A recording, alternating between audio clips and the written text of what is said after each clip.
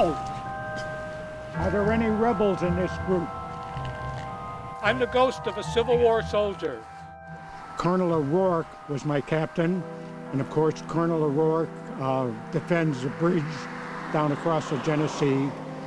We were both killed defending Little Round Top on July 2nd, 1863. Colonel O'Rourke made his soldiers promise to go north and protect the North against any further invasion by Southern rebels. After Antietam and Gettysburg, he was concerned that they might try to attack the North again. So we're here protecting cemeteries in the North. You'll find other soldiers at other cemeteries, so always be vigilant.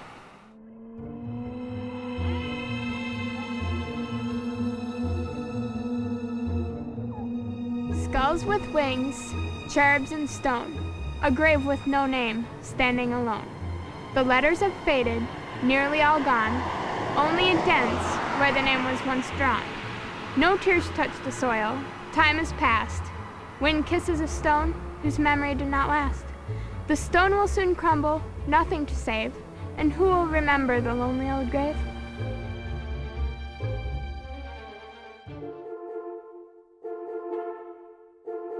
I am Mortimer Givens. I am the town's caretaker from 1874 to 1912.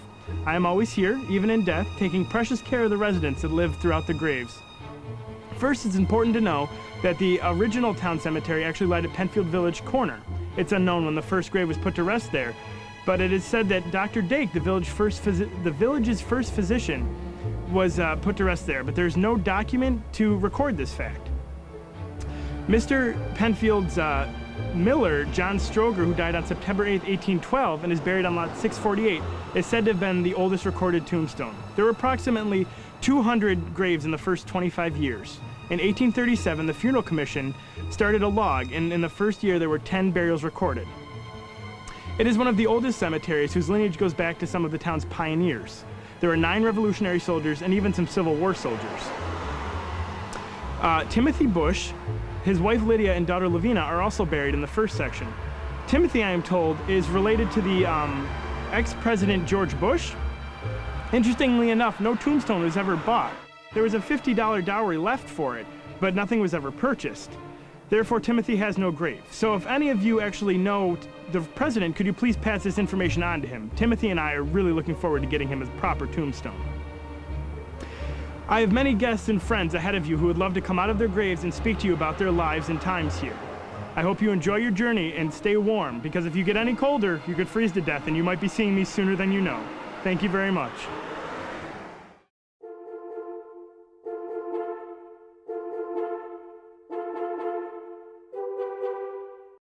Good evening. My name is John Stroger, lot 648. I have the distinction of having the oldest grave marker in the cemetery. They say that they're older graves than mine, but graves prior to the 1800s were often made of wood or soft stone, easily damaged by the harsh elements of the land. I came over in 1800 with my family, hired by Mr. Penfield to help operate his sawmill and grist mill. It was dangerous territory back then. There were bears or wolves to contend with, and if you can imagine, even rattlesnakes. It's amazing any of us survived at all to turn this part of New York into a functioning town. As a ghost, I have oft walked through the cemetery and read what is on these gravestones. I advise you to walk as well and read, for they are rich in art, history, and even humor. I've written down a few of my favorites, and as you can imagine, it is very difficult for a ghost to get hold of a paper, so you must applaud me. Once I wasn't, then I was. Now I ain't again. Or Jebediah Goodwin's Auctioneer, born 1828, going, gone, 1876. Or my personal favorite, on Johnny Yeast. Here lies Johnny Yeast. Pardon me for not rising. There are also many symbols that you can find upon the gravestones, such as a cut-down tree, which symbolizes a life that has been cut too short, or a single strand of wheat, which symbolizes the divine harvest. Or possibly you could even find a weeping willow, cherubs or wreaths, which symbolize a pleasant life and a pleasant death and ascension to heaven. Many of the early graves have skeletons, winged hourglasses, or even shattered urns, which symbolize a gruesome death. Thank you, and good night. Good night and good hunting.